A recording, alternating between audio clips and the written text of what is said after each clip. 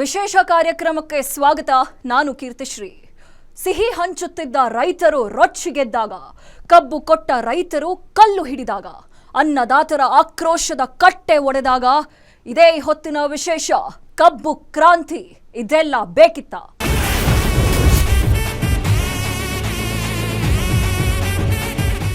ತಾವು ಬೆಳೆದ ಕಬ್ಬಿಗೆ ಸೂಕ್ತ ದರ ಕೊಡಿಸಿ ಅಂತ ಉತ್ತರ ಕರ್ನಾಟಕದ ಹಲವು ಜಿಲ್ಲೆಗಳ ರೈತರು ಪ್ರತಿಭಟನೆ ನಡೆಸುತ್ತಿದ್ದಾರೆ. ಕಳೆದೊಂದು ವಾರದಿಂದ ನಡೆದಿರೋ ರೈತರ ಹೋರಾಟ ನಿರ್ಣಾಯಕ ಹಂತ ತಲುಪಿದೆ. ಸರ್ಕಾರ ಕೂಡ ರೈತರ ಸಮಸ್ಯೆ ಬಗೆಹರಿಸಲು ಮೀಟಿಂಗ್ ಮೇಲೆ ಮೀಟಿಂಗ್ ಮಾಡ್ತಿದೆ. ಇದರ ನಡುವೆ ರೈತರನ್ನ ಚದುರಿಸಲು ಪೊಲೀಸರು ನಡೆಸಿದ ಪ್ರಯತ್ನ ವಿಫಲವಾಗಿದೆ. ಇದು ಕಲ್ಲು ತೂರಾಟಕ್ಕೆ ಕಾರಣ ಆಗಿದೆ. ಅದರ ಡೀಟೇಲ್ಸ್ ಎಲ್ಲಿದೆ ನೋಡಿ.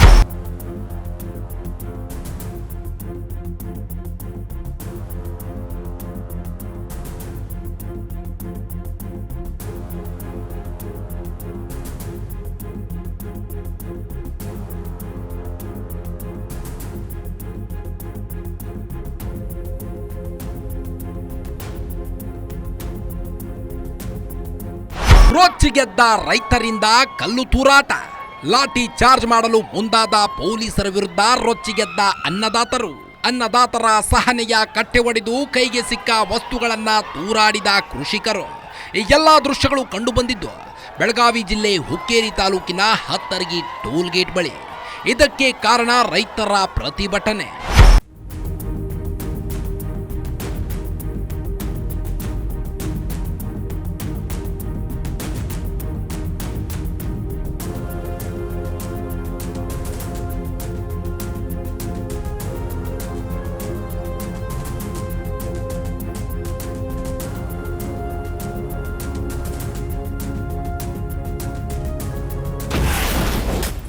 ಲಾಠಿ ಚಾರ್ಜ್ ಮಾಡಲು ಬಂದ ಪೊಲೀಸರ ವಿರುದ್ಧ ಆಕ್ರೋಶ. ಪ್ರತಿಭಟನೆ ನಿಯಂತ್ರಿಸುವ ನೆಪದಲ್ಲಿ ಹತ್ತಿಕ್ಕಲು ಯತ್ನಿಸಿದ್ದಕ್ಕೆ ಕಲ್ಲು.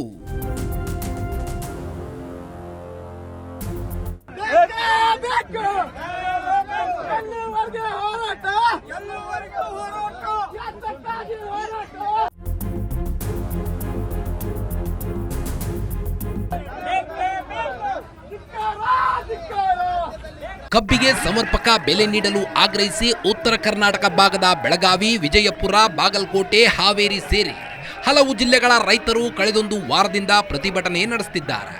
ಆರಂಭದಲ್ಲಿ ಯಾರೂ ಕೂಡ ರೈತರ ಪ್ರತಿಭಟನೆ ಬಗ್ಗೆ ತಲೆ ಕೆಡಿಸಿಕೊಂಡಿರಲಿಲ್ಲ. ಆದರೆ ರೈತರ ಪ್ರತಿಭಟನೆ ದಿನದಿಂದ ದಿನಕ್ಕೆ ಹೆಚ್ಚಾಗುತ್ತಿದ್ದಂತೆ ಸರ್ಕಾರ ಕೂಡ ರೈತರ ಸಮಸ್ಯೆಗೆ ಸ್ಪಂದಿಸಲು ಮುಂದಾಗಿತ್ತು. ಗುರುವಾರವಷ್ಟೇ ಸಚಿವ ಶಿವಾನಂದ ಪಾಟೀಲ್ ಪ್ರತಿಭಟನಾ ನಿರತ ರೈತರನ್ನ ಮಾತನಾಡಿಸಿ ಸಮಸ್ಯೆ ಬಗೆಹರಿಸಲು ಮುಂದಾಗಿದ್ರು. ಗುರುವಾರದಿಂದ ಸ್ವತಃ ಸಿಎಂ ಸಿದ್ದರಾಮಯ್ಯ ಪ್ರತಿಭಟನೆ ನಿಲ್ಲಿಸಲು ಮೀಟಿಂಗ್ ಮೇಲೆ ಮೀಟಿಂಗ್ ಮಾಡ್ತಿದ್ದಾರೆ. ಇದರ ನಡುವೆ ಬೆಳಗಾವಿಯಲ್ಲಿ ಪರಿಸ್ಥಿತಿ ಕೈಮೀರಿದೆ.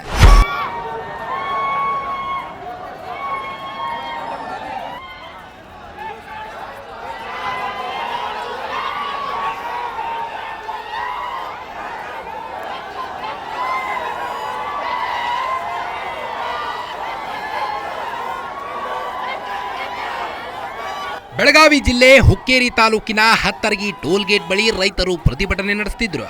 ಈ ವೇಳೆ ಪ್ರತಿಭಟನಾಕಾರರನ್ನ ಹತ್ತಿಕ್ಕಲು ಪೊಲೀಸರು ಲಾಠಿ ಚಾರ್ಜ್ಗೆ ಮುಂದಾಗಿದ್ರು. ಇದರಿಂದ ರೊಚ್ಚಿಗೆದ್ದ ಅನ್ನದಾತರು ಪೊಲೀಸರ ವಿರುದ್ಧವೇ ತಿರುಗಿ ಬಿದ್ದಿದ್ದಾರೆ. ಲಾಠಿ ಚಾರ್ಜ್ ಮಾಡಲು ಮುಂದಾಗಿದ್ದ ಪೊಲೀಸರ ವಿರುದ್ಧ ಕಲ್ಲು ತೂರಿ ಆಕ್ರೋಶ ವ್ಯಕ್ತಪಡಿಸಿದ್ದಾರೆ.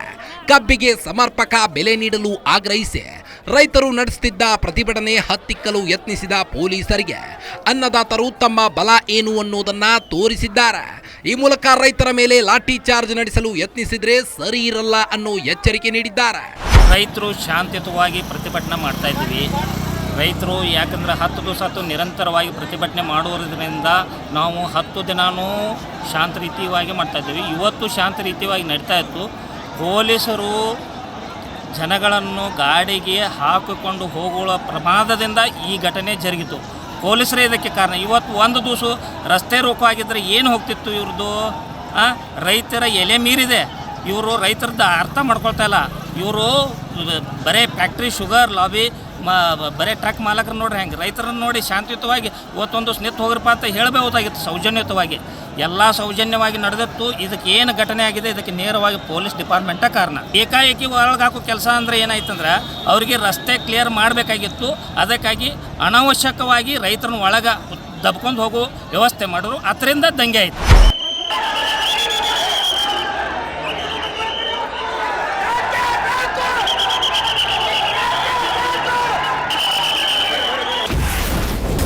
ಹನ್ನೊಂದು ದಿನ ಕಳೆದರೂ ಸಮಸ್ಯೆ ಬಗೆಹರಿಸದಿದ್ದಕ್ಕೆ ರೈತರ ಕೋಪ. ಏನೇ ಅನಾಹುತ ಆದರೂ ಸರ್ಕಾರವೇ ಹೊಣೆ ಎಂದ ರೈತ. ಕಳೆದ 11 ದಿನಗಳಿಂದ ರೈತರು ಶಾಂತಿಯುತವಾಗಿ ಪ್ರತಿಭಟನೆ ಮಾಡ್ತಿದ್ದಾರೆ. ಇವತ್ತು ಏಕಾಏಕಿ ಪೊಲೀಸರು ರೈತರನ್ನ ಒಕ್ಕಲೆಬ್ಬಿಸಲು ಪ್ರಯತ್ನಿಸಿದ್ರು. ಪೊಲೀಸರು ಕೂಡ ರೈತರ ಬೆಳೆದಿದ್ದನ್ನ ತಿಂತಾರೆ. ಇವರು ಮನುಷ್ಯರಾಗಿದ್ರೆ ರೈತ ಬೆಳೆದಿದ್ದನ್ನ ತಿನ್ನಬಾರ್ದು. ಎಷ್ಟು ದಿನ ರೈತರು ಶಾಂತಿಯುತವಾಗಿ ಪ್ರತಿಭಟನೆ ಮಾಡ್ತಿದ್ರು. ಇವತ್ತು ಏಕಾಏಕಿ ರೈತರನ್ನ ಪ್ರಚೋದನೆ ಮಾಡಿದ್ಯಾಕೆ ಅಂತ ರೈತರು ಪ್ರಶ್ನಿಸಿದ್ದಾರೆ. ಅಲ್ಲದೆ ಇದುವರೆಗೆ ಯಾವುದೇ ಅನಾಹುತವಾಗಿಲ್ಲ. ಇನ್ಮುಂದೆ ಏನೇ ಅನಾಹುತವಾದರೂ ಅದಕ್ಕೆ ಸರ್ಕಾರ ಮತ್ತು ಪೊಲೀಸರೇ ಹೊಣೆ ಅಂತ ರೈತರು ಹೇಳ್ತಿದ್ದಾರೆ. ಆಕ್ರೋಶದ ಮಿತಿ ಮೀರಿ ಹೋಗೈತೆ. 11 ದಿವಸ ಆತು ಈ ಸರ್ಕಾರ ಸತ್ತು ಹೋಗೈತಿ. ಇವರು ಬರೀ ಈಗ ಪೊಲೀಸ್ ಫೋರ್ಸ್ ಅದು ಮತ್ತೊಂದು ಮಾಡಿದ್ರೆ ಇವತ್ತು ರಾಜ್ಯ ಹದಗೆಟ್ಟು ಹೋಗ್ತೈತೆ. ಸುಮ್ಮನೆ ಇಲ್ಲಿಗೆ ಈಗ ಇಟ್ಕೊಂಡ್ಬಿಟ್ರೆ ಇದು ಶಾಂತಿಯುತವಾಗಿ ಹೋಗ್ತೈತಿ. 3400 ಘೋಷಣೆ ಮಾಡ್ರಿ. ರೈತರು ತಮ್ಮ ಮನೆಗೆ ತಾವು ಹೋಗ್ತಾರೋ ಇವ್ರು ಹೇಳೋ ಅವಶ್ಯಕತೆನೇ ಇಲ್ಲ. ರೈತರು ಬೀದಿಗೆ ಬರಬೇಕಾದ್ರೆ ಕಾರಣ ಇವತ್ತು ಏನಾಗಿತ್ತು ಅಂದ್ರೆ ರೈತ ಬೀದಿಗೆ ಬರೋಕೆ 11 ದಿವಸ ನಿರಂತರವಾಗಿ ರೈತನ ಮೇಲೆ ದೌರ್ಜನ್ಯ ನಡೀತಾ ಇದೆ. ಇವತ್ತು ಇವ್ರಿಗೆ ಬಿಲ್ ಕೊಡೋಂಗಿಲ್ಲ, ಅದಕ್ಕೂ ನಾವು ಕಬಲಿದ್ದೆವು. ಆದರೆ ರೈತ ಬೆಳೆದಿವ್ರು ನಿಜವಾಗಿ ಮನುಷ್ಯರಾಗಿದ್ದರೆ ಏನೂ ತಿನ್ನಬಾರದು. ಇವ್ರು ರೊಕ್ಕ ಬೇಡ ನಮಗೆ, ನಾವೇನು ಇವ್ರ ತಲೆ ಭಿಕ್ಷಾ ಬೇಡನ್ನೆಲ್ಲ. ನಮ್ಮ ಬೆವರಿನ ಹಕ್ಕು ಬೇಡ್ತಾ ಇದ್ದೀವಿ, ನಮ್ಮ ಬೆಲೆ ಯೋಗ್ಯ ಬೆಲೆ ಬೇಡ್ತಾ ಇದ್ದೇವೆ. ಇವ್ರಿಗೆ ವರ್ಷಕ್ಕೊಂದು 2 ಸರ್ತಿ ಇನ್ಕ್ರಿಮೆಂಟ್ ಪಡಿತಾರೆ. ಯಾರಿಂದ ಪಡಿತಾರೆ ಇವ್ರು? ರೈತರ ಟ್ಯಾಕ್ಸ್ ಕಟ್ಟು ಟ್ಯಾಕ್ಸದಿಂದ ಪಡಿತಾರೆ. ಇವ್ರು ಪೊಲೀಸ್ ಡಿಪಾರ್ಟ್ಮೆಂಟ್ದವರು ಅರ್ಥ ಮಾಡ್ಕೋಬೇಕು. ಇವ್ರು ಎಲ್ಲ ಏನು ನಾವು ರೈತರು ಬೆಳೆದ ಅನ್ನನ ತಿಂತಾರೆ, ಮತ್ತೇನು ತಿಂತಾರೆ? ರೈತಗೆ ಸಹಕಾರ ಕೊಡಲಿಲ್ಲ ಅಂದರೆ ಯಾರು ಕೊಡೋರು ಇವ್ರ? ಇವತ್ತು ಒಂದು ದಿವಸ ರಾಷ್ಟ್ರೀಯ ಹೆದ್ದಾರಿ ಬಂದಾಗಿದ್ರೆ ಇವ್ರದ್ದು ಏನು ಹೋಗ್ತಿತ್ತು?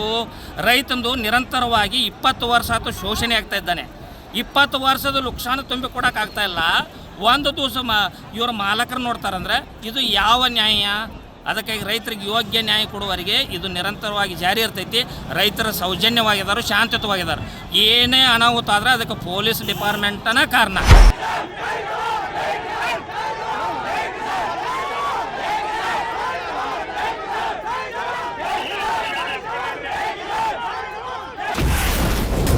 ನಿರೀಕ್ಷೆ ಹುಸಿಯಾಗಿದ್ದಕ್ಕೆ ಬೆಳಗಾವಿ ಬಂದ್ಗೆ ರೈತರ ಕರೆ.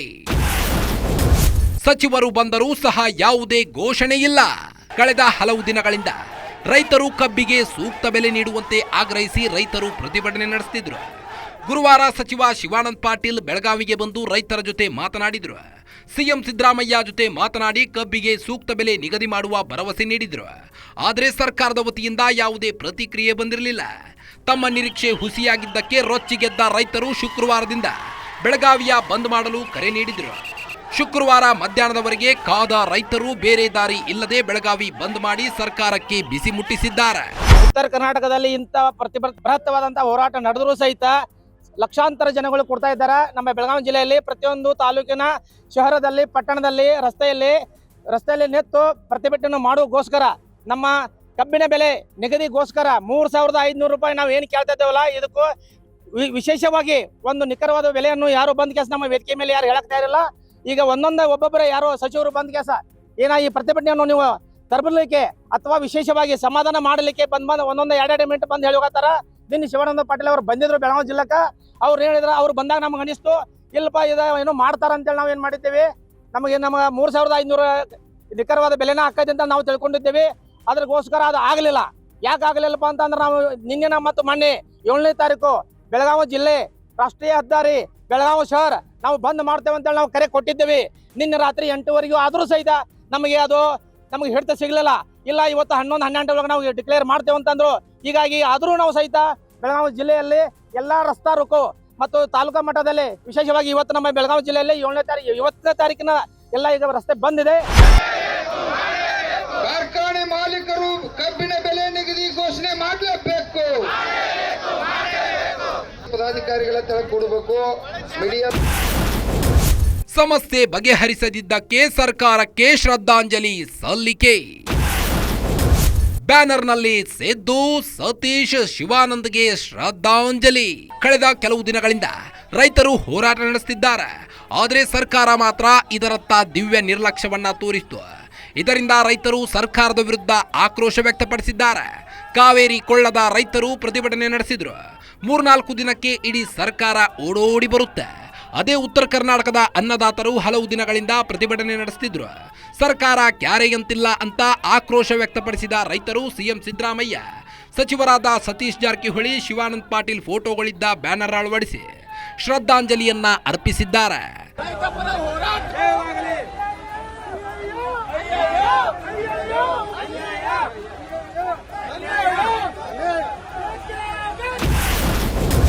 ರೈತರನ್ನ ಹೆಚ್ಚು ಸತಾಯಿಸಬೇಡಿ ಎಂದ ರೈತ ಮುಖಂಡ.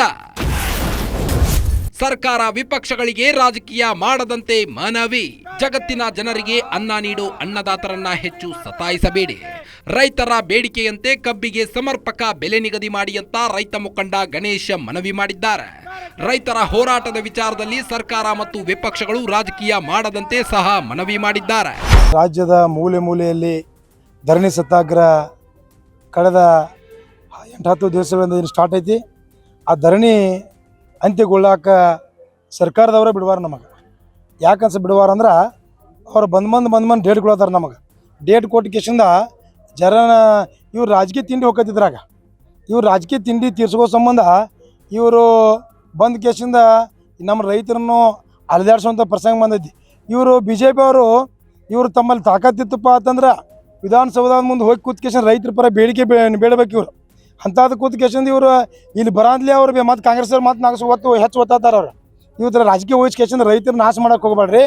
ರೈತರಿಗೆ ತತ್ಕ್ಷಣ CM ಅವರೇ ನೀವು ಏಕಿ ನಿರ್ಧಾರ ತಗೋರಿ. ಯಾಕಂದ್ರೆ ನಿಮ್ಮನ್ನ ಬಿಟ್ಟರೆ ಬೇರೆದವ್ರಿಗೆ ಸಾಧ್ಯ ಇಲ್ಲ. ಈ ರಾಜ್ಯದಾಗ ನೀವು ಪ್ರಥಮ ಪರಿಚಯ ಅಂದ್ರೆ ನೀವು ನಿರ್ಧಾರ ತಗೊಂಡು 3,500 ರೂಪಾಯಿ ಘೋಷಣೆ ಮಾಡಿದ್ರಂದ್ರೆ ನೀವು ರಾಜ್ಯಕ್ಕೆ ಕೇಂದ್ರಕ್ಕೆ ಮಾದರಿ ಹಾಕಿರಿ.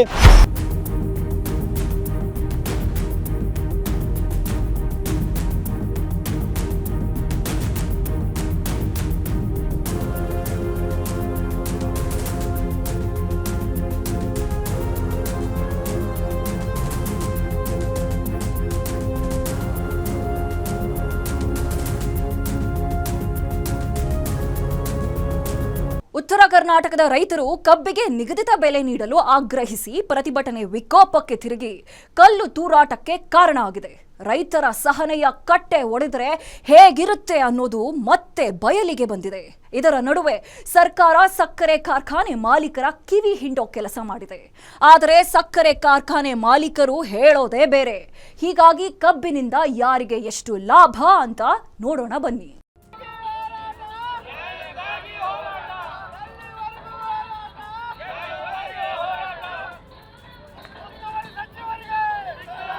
ಕಬ್ಬಿಗೆ ಸಮರ್ಪಕ ಬೆಲೆ ನೀಡಲು ಆಗ್ರಹಿಸಿ ಬೆಳಗಾವಿಯಲ್ಲಿ ಉತ್ತರ ಕರ್ನಾಟಕ ಭಾಗದ ರೈತರು ಪ್ರತಿಭಟನೆ ನಡೆಸುತ್ತಿದ್ದರೂ ಸರ್ಕಾರ ಕ್ಯಾರೆ ಎಂದಿರಲಿಲ್ಲ. ಆದರೆ ಯಾವಾಗ ಬಿಜೆಪಿ ರಾಜ್ಯಾಧ್ಯಕ್ಷ BY ವಿಜಯೇಂದ್ರ ಪ್ರತಿಭಟನಾ ಸ್ಥಳಕ್ಕೆ ಭೇಟಿ ನೀಡಿದ್ರು, ಸರ್ಕಾರ ಪ್ರತಿಭಟನೆ ಕುರಿತು ಗಮನ ಹರಿಸಿತ್ತು. ಗುರುವಾರ ಅಂದ್ರೆ ನವೆಂಬರ್ 6ರಂದು ನಡೆದ ಸಚಿವ ಸಂಪುಟ ಸಭೆಯಲ್ಲಿ ಬೆಳಗಾವಿ ರೈತರ ಪ್ರತಿಭಟನೆ ಬಗ್ಗೆ ಸಿಎಂ ಸಿದ್ದರಾಮಯ್ಯ ಮಾಹಿತಿ ಸಂಗ್ರಹಿಸಿದ್ರು. ಬಳಿಕ ರೈತರ ಸಮಸ್ಯೆ ಬಗೆಹರಿಸಲು ಮೀಟಿಂಗ್ ಮೇಲೆ ಮೀಟಿಂಗ್ ನಡೆಸಿದ್ರು.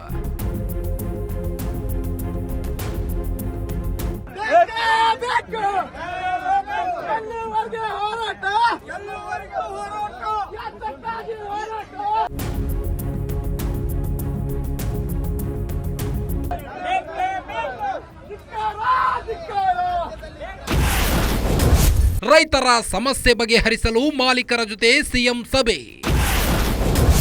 ರೈತರು ಕೇಳಿದಷ್ಟು ದರ ನಿಗದಿ ಮಾಡಲು ಮಾಲೀಕರ ನಕಾರ.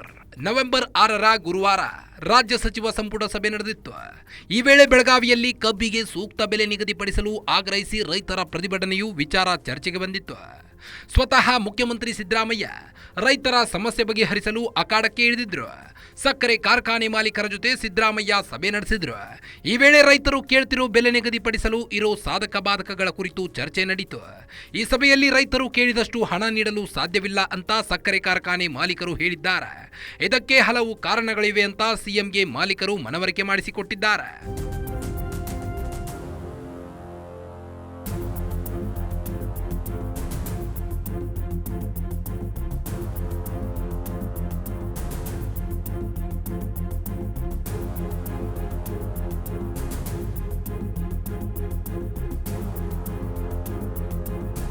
ಕಬ್ಬು ದರ ನಿಗದಿಯಲ್ಲಿ ರಾಜ್ಯದ ಪಾತ್ರವೇನು?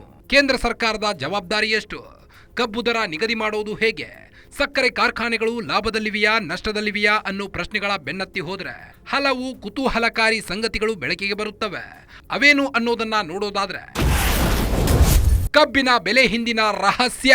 ಕಬ್ಬಿಗೆ ಸಮರ್ಪಕ ಬೆಲೆಯನ್ನ ನಿಗದಿಪಡಿಸುವುದು ಕೇಂದ್ರ ಸರ್ಕಾರದ ಕೆಲಸವಾಗಿದ್ದು, ಕೇಂದ್ರ ಸರ್ಕಾರ ನಿಗದಿಪಡಿಸಿದ ದರಕ್ಕಿಂತ ಕಡಿಮೆ ಬೆಲೆಯನ್ನ ಸಕ್ಕರೆ ಕಾರ್ಖಾನೆಗಳು ನೀಡುವಂತಿಲ್ಲ. ಸಮರ್ಪಕ ಬೆಲೆಗಿಂತ ಹೆಚ್ಚಿನ ದರ ಕೊಡಿಸುವುದು ರಾಜ್ಯ ಸರ್ಕಾರದ ಜವಾಬ್ದಾರಿಯಾಗಿದ್ದು, ಸಕ್ಕರೆ ಅಗತ್ಯ ವಸ್ತುಗಳ ಪಟ್ಟಿಯಲ್ಲಿದ್ದು ಆಮದು ರಫ್ತು ನಿರ್ಧಾರ ಕೇಂದ್ರಕ್ಕೆ ಸೇರಿದ್ದಾಗಿದೆ. ಪೆಟ್ರೋಲ್ ಮತ್ತು ಡೀಸೆಲ್ನಲ್ಲಿ ಎಥೆನಾಲ್ ಮಿಶ್ರಣ ಮಾಡುವುದರಿಂದ ಪೆಟ್ರೋಲಿಯಂ ಕಂಪನಿಗಳು ಎಥೆನಾಲ್ ಖರೀದಿ ಆರಂಭಿಸಿದ ಬಳಿಕ ಕಾರ್ಖಾನೆಗಳಿಗೆ ಸಹಾಯಧನದ ಅವಶ್ಯಕತೆ ಇಲ್ಲವಾಗಿದೆ. ಸಕ್ಕರೆ ಜೊತೆಗೆ ಎಥೆನಾಲ್ ಮಾರಾಟದಿಂದಲೂ ಮಾಲೀಕರಿಗೆ ಹೆಚ್ಚಿನ ಆದಾಯವಿದ್ದು, ಎಥೆನಾಲ್ ಮಾರಾಟದಿಂದ ಬರುವ ಲಾಭವನ್ನ ಮಾಲೀಕರು ರೈತರಿಗೆ ಹಂಚಿಕೆ ಮಾಡ್ತಿಲ್ಲ.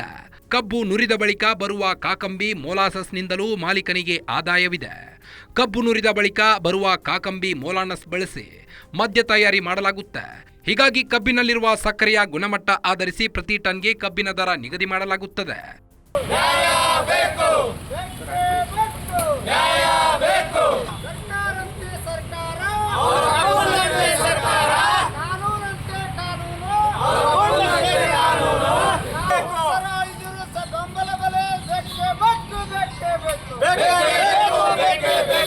ಹಾಗಾದ್ರೆ ಪ್ರತಿ ಟನ್ ಕಬ್ಬಿನಿಂದ ಏನೇನನ್ನ ಉತ್ಪಾದನೆ ಮಾಡಲಾಗುತ್ತದೆ? ಯಾವ್ಯಾವ ಉತ್ಪನ್ನಗಳಿಂದ ಮಾಲೀಕರಿಗೆ ಎಷ್ಟು ಆದಾಯ ಬರುತ್ತೆ? ರೈತರು ಒತ್ತಾಯಿಸುವ ದರ ನಿಗದಿ ಮಾಡಿದರೆ ಮಾಲೀಕರಿಗೆ ಲಾಭವೇನು ನಷ್ಟವೇನು ಅನ್ನೋದನ್ನ ನೋಡೋದಾದ್ರೆ,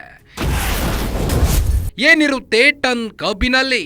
ಪ್ರತಿ ಟನ್ ಕಬ್ಬಿನಿಂದ ಸುಮಾರು 100ರಿಂದ 120 ಕೆಜಿ ಸಕ್ಕರೆ ಉತ್ಪಾದಿಸಲು ಸಾಧ್ಯವಿದ್ದು, ಪ್ರತಿ ಕ್ವಿಂಟಾಲ್ ಸಕ್ಕರೆ ಮಾರಾಟದಿಂದ ಕಾರ್ಖಾನೆಗಳಿಗೆ ಸರಾಸರಿ 4,000 ಆದಾಯವಿದೆ. ಇದೇ ರೀತಿ ಪ್ರತಿ ಟನ್ ಕಬ್ಬು ನುರಿದ ಬಳಿಕ 40ರಿಂದ 50 ಲೀಟರ್ ಕಾಕಂಬಿ ಉತ್ಪಾದಿಸಬಹುದಾಗಿದ್ದು, ಕಾಕಂಬಿ ಮಾರಾಟದಿಂದ ಸಕ್ಕರೆ ಕಾರ್ಖಾನೆಗಳಿಗೆ 4ರಿಂದ 5,000 ರೂಪಾಯಿ ಆದಾಯವಿದೆ. ಪ್ರತಿ ಟನ್ ಕಬ್ಬಿನಿಂದ 40ರಿಂದ 50 ಕೆಜಿ ಎಥೆನಾಲ್ ಉತ್ಪಾದನೆ ಮಾಡಲು ಸಾಧ್ಯವಾಗುವುದಿಲ್ಲ. ಕಬ್ಬಿನ ಗುಣಮಟ್ಟ ಉತ್ತಮವಾಗಿದ್ದರೆ ಪ್ರತಿ ಟನ್ ಕಬ್ಬಿನಿಂದ 60ರಿಂದ 80 ಕೆಜಿ ಎಥೆನಾಲ್ ಉತ್ಪಾದಿಸಬಹುದು. ಎಥೆನಾಲ್ ಮಾರಾಟದಿಂದ ಕಾರ್ಖಾನೆಗಳಿಗೆ 2,500ರಿಂದ 3,000 ಆದಾಯ ಲಾಭವಿದೆ. 1 ಟನ್ ಕಬ್ಬಿನಿಂದ ಸುಮಾರು 100 ಕಿಲೋವ್ಯಾಟ್ ವಿದ್ಯುತ್ ಉತ್ಪಾದನೆ ಸಾಧ್ಯವಾಗಲಿದ್ದು, 100 ಕಿಲೋವ್ಯಾಟ್ ವಿದ್ಯುತ್ ಮಾರಾಟದಿಂದ 2,000 ರೂಪಾಯಿ ಆದಾಯವಿದೆ. ಹೀಗೆ ಪ್ರತಿ ಟನ್ ಕಬ್ಬಿನಿಂದ ಕಾರ್ಖಾನೆಗಳಿಗೆ ಸರಾಸರಿ 11,000 ರೂಪಾಯಿ ಆದಾಯವಿದ್ದು, ಕಾರ್ಖಾನೆಗಳ ಎಲ್ಲ ಖರ್ಚ ವೆಚ್ಚ ಕಳೆದರೂ ಸರಾಸರಿ 4ರಿಂದ 5,000 ಲಾಭ ಸಿಗುತ್ತದೆ. ಹೀಗಾಗಿ ರೈತರಿಗೆ ಹೆಚ್ಚುವರಿ ಹಣ ನೀಡಿದರೆ ಸರ್ಕಾರಿ ಕಾರ್ಖಾನೆಗಳ ಲಾಭದಲ್ಲಿ ಇಳಿಕೆಯಾಗಲಿದೆಯೇ ಹೊರತು ನಷ್ಟವಾಗುವ ಮಾತೇ ಇಲ್ಲ. ಯಾತಕ್ಕಾಗಿ ಹೋರಾಟ? ಬೇಕೇ ಬೇಕು.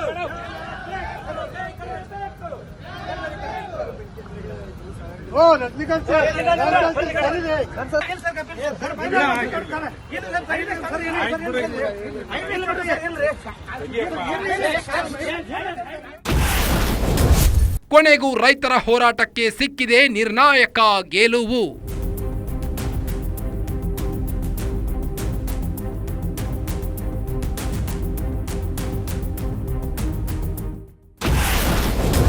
ಸರ್ಕಾರದಿಂದ ಪ್ರತಿ ಟನ್ ಕಬ್ಬಿಗೆ 3,300 ರೂಪಾಯಿ ದರ ಫಿಕ್ಸ್. ಕಳೆದ ಹಲವು ದಿನಗಳಿಂದ ರೈತರು ನಡೆಸುತ್ತಿದ್ದ ಹೋರಾಟಕ್ಕೆ ನಿರ್ಣಾಯಕ ಜಯ ಸಿಕ್ಕಿದೆ. ಸರ್ಕಾರ ಮಧ್ಯಪ್ರವೇಶ ಮಾಡಿ ಸಕ್ಕರೆ ಕಾರ್ಖಾನೆ ಮಾಲೀಕರ ಜೊತೆಗೆ ಮಾತುಕತೆ ನಡೆಸಿದ ಪರಿಣಾಮ ಸರ್ಕಾರ ದರ ನಿಗದಿ ಮಾಡಿದೆ. ರೈತರು ಆಗ್ರಹಿಸಿದಂತೆ ಪ್ರತಿ ಟನ್ ಕಬ್ಬಿಗೆ 3,500 ರೂಪಾಯಿ ಬದಲಿಗೆ 3,300 ರೂಪಾಯಿ ದರ ನಿಗದಿ ಮಾಡಲಾಗಿದೆ. ಸರ್ಕಾರ ಪ್ರತಿ ಟನ್ ಕಬ್ಬಿಗೆ 3,300 ರೂಪಾಯಿ ದರ ನಿಗದಿ ಮಾಡುತ್ತಿದ್ದಂತೆ ಬೆಳಗಾವಿಯ ಗುರ್ಲಾಪುರದ ಬಳಿ ಪ್ರತಿಭಟನೆ ಮಾಡುತ್ತಿದ್ದ ರೈತರು ಸಂಭ್ರಮಾಚರಣೆ ಮಾಡಿದ್ದಾರೆ. ಪಟಾಕಿ ಸಿಡಿಸಿ ಸರ್ಕಾರದ ನಿರ್ಧಾರವನ್ನ ಸ್ವಾಗತಿಸಿದ್ದಾರೆ. ಸರ್ಕಾರ ಆದೇಶ ಮಾಡಿದೆ 3,250 ರೂಪಾಯಿ ಫ್ಯಾಕ್ಟರಿಯವರು, 50 ರೂಪಾಯಿ ಸಿದ್ದರಾಮಯ್ಯ ಸಾಹೇಬರು, 3,300 ರೂಪಾಯಿ ಘೋಷಣೆ ಆಗಿದೆ. ನಾವು 3,500 ಕೇಳಿದ್ದೀವಿ, ನಾವು ಬಿಗಿ ಹಾಕಿದ್ದೀವಿ. ಸರ್ಕಾರ 1 ರೂಪಾಯಿ ಕೊಡೋದಿಲ್ಲ ಅಂತೇಳಿ ಶಿವಾನಂದ ಪಾಟೀಲ್ ಕೂಡ ಹೇಳಿದ್ರು. ಕೈ ಮುಗಿದ್ರು, ವಿನಂತಿ ಮಾಡ್ಕೊಂಡು ಗಡುವು ಕೊಟ್ಟಿದ್ದೀವಿ. ಮುಖ್ಯಮಂತ್ರಿ ಸಿದ್ದರಾಮಯ್ಯನವರು ಮೀಟಿಂಗ್ ಮಾಡಿದ್ದಾರೆ. ನಮಗೆ 3,300 ಘೋಷಣೆ ಆಗಿದೆ. ರೈತನ ಗೆಲುವಾಗಿದೆ, ನಮ್ಮ ಗೆಲುವು ಆಗಿಬಿಟ್ಟಿದೆ. ಈಗಾಗಲೇ ಕೈ ಬಿಡ್ತೇವೆ ಸರ್. ಮಾಡಲಿ, ನಾಳೆ ಸ್ಟಾರ್ಟ್ ಸರ್. ಎಸ್, ಗೆದ್ದಿದೆ ಸರ್ 100 ರೂಪಾಯಿ ಸಿಗದೇ ಇದ್ದ ಸಂದರ್ಭದಲ್ಲಿ ರೈತನಿಗೆ 300 ರೂಪಾಯಿ ಸಿಕ್ಕದ. ಇದು ರೈತನ ಗೆಲುವು ಸರ್.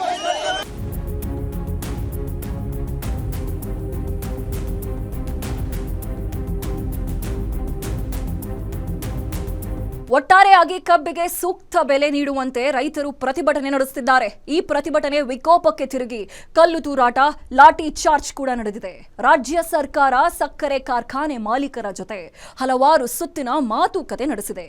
ಹಿಂದೆ ಸಕ್ಕರೆ ಕಾರ್ಖಾನೆ ನಡೆಸೋದು ಸುಲಭದ ಮಾತಾಗಿರಲಿಲ್ಲ, ಆದರೆ ಈಗ ಅದು ಕೂಡ ಲಾಭದಾಯಕವಾಗಿದೆ. ಹೀಗಿದ್ರೂ ಸಕ್ಕರೆ ಕಾರ್ಖಾನೆ ಮಾಲೀಕರು ರೈತರಿಗೆ ಸೂಕ್ತ ಬೆಲೆ ನೀಡ್ತಿರೋದು ವಿಪರ್ಯಾಸವೇ ಸರಿ. ಇದಾಗಿತ್ತು ಈ ಹೊತ್ತಿನ ವಿಶೇಷ. ನೋಡ್ತಾ ಇರಿ, ಇದು ಗ್ಯಾರಂಟಿ ನ್ಯೂಸ್. ಸುದ್ದಿ ಖಚಿತ, ನ್ಯಾಯ ನಿಶ್ಚಿತ.